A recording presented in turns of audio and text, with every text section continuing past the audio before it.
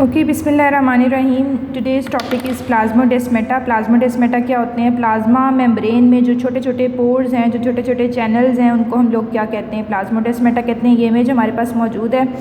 ये एक सेल मौजूद है और ये दूसरा सेल मौजूद है। इस सेल के दरमियान ये कनेक्शन है, ये चैनल है, इसको हम क्या कहेंगे? ये है प्लाज्मोडेस्माटा।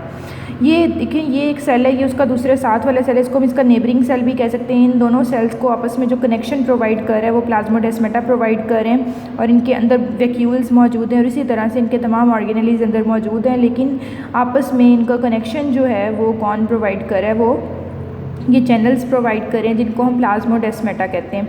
अगर हम इनको माइक्रोस्कोपिकली देखें तो ये हमें देखें, ये एक सेल के अंदर और ये दूसरे सेल के अंदर ये हमें चैनल नज़र आ रहा है। असल में ये स्पेस, ये चैनल क्या कहलाता है? प्लाज्मोडेस्माटा कहलाता है।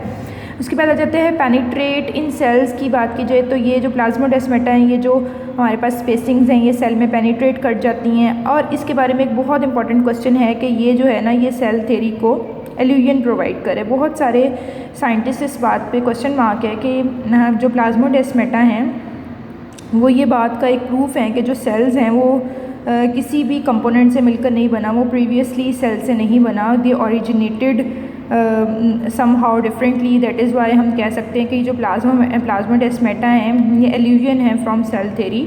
इसके बाद देखा जाए तो जो हमारे पास मॉलिक्यूल्स हैं, सेल जो हमारे पास प्लाज्मोडेस्माटा हैं, ये मॉलिक्यूल्स को डायरेक्टली एक सेल से दूसरे सेल में पास करने के लिए एक चैनल प्रोवाइड कर रहे हैं, तो हम कह सकते हैं ये सेलुलर कम्युनिकेशन का फंक्शन परफॉर्म कर रहे हैं। इसी तरह ये बनते कैसे हैं? अगर हम इनके फॉर्मेशन की बात करें तो जो प्लाज्मोडेस्माटा हैं, ये जब सेल डिवाइड हो रहा होता है तो उस सेल के अंदर नेटवर्क ऑफ चैनल्स एक्सटेंड हो रहे होते हैं। कुछ इस तरह के नेटवर्क ऑफ चैनल्स बन रहे होते हैं और इन चैनल्स के ऊपर अगर प्रोटीन से अटैच है तो हम इनको रफ एंडोप्लाज्मिक रेटिकुलम कहते हैं, लेकिन अगर ना अटैच हो तो हम इनको स्मूथ एंडोप्लाज्मिक रेटिकुलम कहते हैं। इन एंडोप्लाज्मिक रेटिकुलम के जो नेटवर्क्स होते हैं ये नई सेल वॉल के अंदर इंट्रैप हो जाते हैं, मतलब उसके अंदर कह सकते हैं कि वो किसी तरह इंटेंगल हो जाते हैं।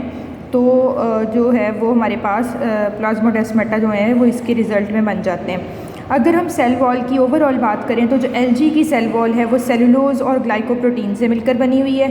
अगर हम बात करें सेल वॉल ऑफ फंजाई की तो वो काइटिन से मिलकर बनी हुई है। अगर हम बात करें cell wall of prokaryotic cell तो वो पेप्टाइडोग्लाइकन की मिलकर बनी हुई। पेप्टाइडोग्लाइकन एक तरह की शुगर अमाइनो एसिड का कॉम्प्लेक्स है। आर्की बैक्टीरिया सबसे ओल्डेस्ट बैक्टीरिया हैं जो कि 120 डिग्री सेंटीग्रेड का टेम्परेचर टॉलरेट कर सकते हैं। इनकी बात करें तो ये इनकी जो सेल वॉल है वो डिफरेंट टाइप ऑफ पॉलीसेकेराइड्स और प्रोटीन से मिलकर बनी हुई है।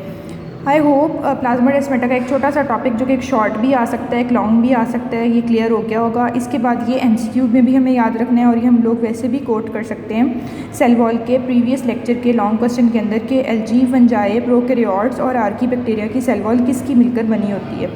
इसके अंदर प्रोकैरियोट्स के अंदर हम लोग मेंशन कर सकते हैं विद इन ब्रैकेट के बैक्टीरिया या फिर साइनोबैक्टीरिया।